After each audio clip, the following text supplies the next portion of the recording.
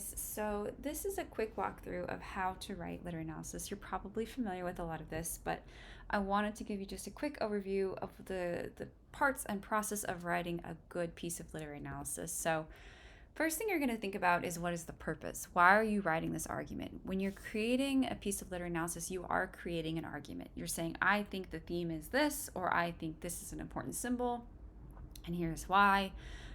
So you can kind of be doing a few different things. When you're doing analysis, you can be responding to a work. So you can say, this is my personal reaction to it. You could be interpreting a work and saying, I think this is the meaning of this. Or you could be evaluating work and saying, I think these are the strengths and these are the weaknesses. Typically, when we're doing higher level literary analysis, you're doing all three of these things. And there's a couple of things to think about as you create your argument. So first and foremost, you are creating, again, like I said, an argument about a text. Because somebody could read that same text and say, no, I think the theme is this, or no, I think this symbol is actually meaning this. So you want to tailor your argument to your audience. First, imagine that they haven't read the story. So don't just dive in assuming that the audience knows exactly what you're talking about or who you're talking about. You always want to foreground this just a little bit for your audience. Don't give them a full summary, but make it clear. For example, if you start talking about Pride and Prejudice, who Mr. Darcy is. Why does it matter that he's rich and Elizabeth is not? Your instructor is not your audience. So yes, while your instructor is obviously going to be grading your essay, don't write solely to your instructor. Think about writing to a broader audience. This audience could be favorable. They could agree with your statement. They could be neutral, meaning they don't have an opinion either way, or they could be resistant. So your job is to convince them of your stance and your argument. And you want to use specific terminology related to the field of literature when you're doing this analysis. So your audience may or may not be scholars in this area. They may not know that, everyday use uses the symbolism of the quilt to convey a certain idea. So you want to use terminology to not only elevate the scholarship of your argument, but to connect that for your audience. So things like symbols, similes, conflict, foreshadowing, whatever it might be. And then you want to make sure you have logical and clearly organized ideas. So you are walking your audience through your argument step by step. And your job is to make sure that that is clear and logical and well organized, that they're not getting lost or able to poke holes in your argument. So you want to follow the argumentative structure. Now, the details of the structure can vary, but typically you have three at least main parts. You have an introduction, which introduces the text and the author, because again, your audience may not be familiar with this text or the author. Has a hook to grab their attention, so something to kind of bring them into the argument, and then you tell them what your thesis statement is. And then it needs to include your thesis claim and the main ideas that you'll be looking at, so the reasons. So for example, you could say the Harry Potter series focuses on the theme of the value of friendship. That's your thesis statement. Through the use of, and these are your main ideas or your reasons that you'll be discussing, imagery, symbols, and man versus man conflict. The body then needs to include clear main ideas organized into paragraphs, usually with a topic sentence. So there's usually about 3 of these in a typical, say, college level essay. But your topic sentence basically tells your audience what that main idea or what that main idea paragraph will be about. So you want to include specific evidence from the text. So typically, quotes are stronger forms of evidence than paraphrasing to help prove your point to your audience. So if I'm going to again say that Harry Potter series focuses on theme friendship, the use of, say, my first idea is around imagery, I might pull in the imagery of I'm not sure, the flying keys to represent Harry's aspirations of new levels of success or something like that in the first book.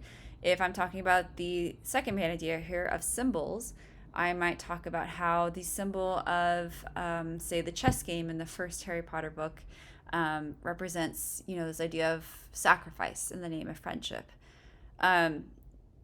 But you want to pull in specific quotes or passages or lines from the text that show that to your audience. And then you want to make sure that your voice is the strongest voice in the analysis. So don't let your sources, whether it's the primary or the secondary, do the analysis for you. If you're pulling in a secondary research source, it should support your analysis. Yours should be the strongest voice. And then you want to have a conclusion. So you want to signal to your audience that your argument is wrapping up.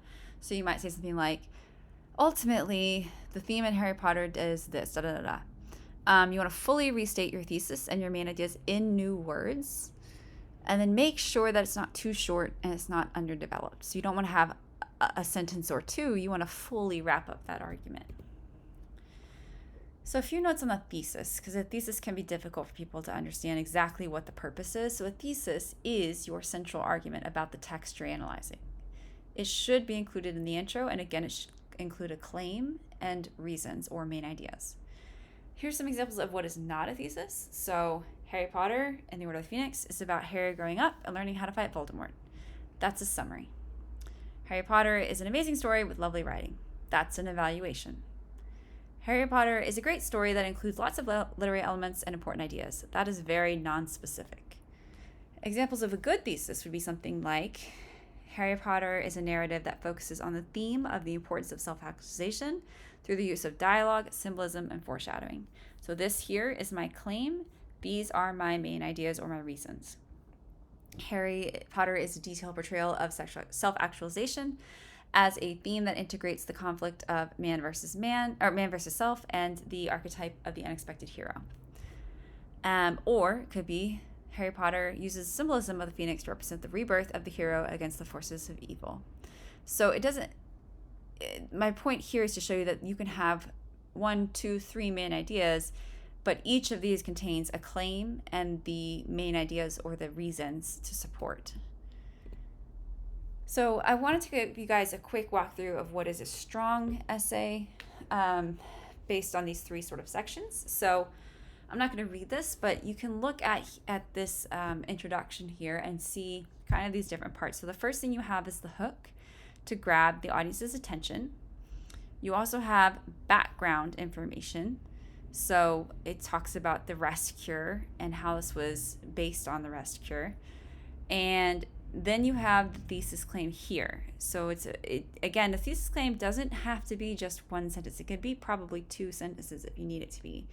But it can say, this one, for example, says, through vivid imagery, carefully constructed dialogue, and symbolism of the wallpaper, the story is a representation of the mental and creative oppression that many women faced during this time period. Moreover, it was eloquently and honestly written by a woman who faced these issues herself. So this is a comprehensive thesis claim. In the body, this is just one paragraph example. You'll see at the top a topic sentence. So this says, John, the husband, portrays patriarchal society and medical community all in one character.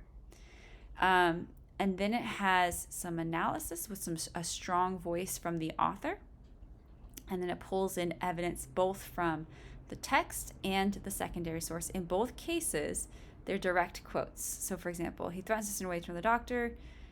And then another quote that says, but the real purpose of the story, blah, blah, blah. And then it adds analysis after the quote from the writer. So this is a way to expand on the analysis so that it's not the source that's doing the analysis, it's you as the author. And the conclusion, you want to wrap up the argument, restate your thesis claim and your main ideas in new words, and then offers this final statement that fully develops this paragraph. So you'll see here, by complicating society's understanding of the rest cure through dynamic imagery, dialogue, and stark symbolism, blah, blah, blah. That's the restatement of the thesis and the main idea. So that should give you guys kind of an idea of what a good, solid argument structure looks like. And the last thing I wanted to kind of address here was the writing process. So there's a lot of different writing processes. You should find what works best for you. But just a few things that you can kind of think about, different sort of stages. If you are in the ideation stage, you could free write. You could annotate on the text itself, make notes. Those notes could then become translated to part of your main ideas.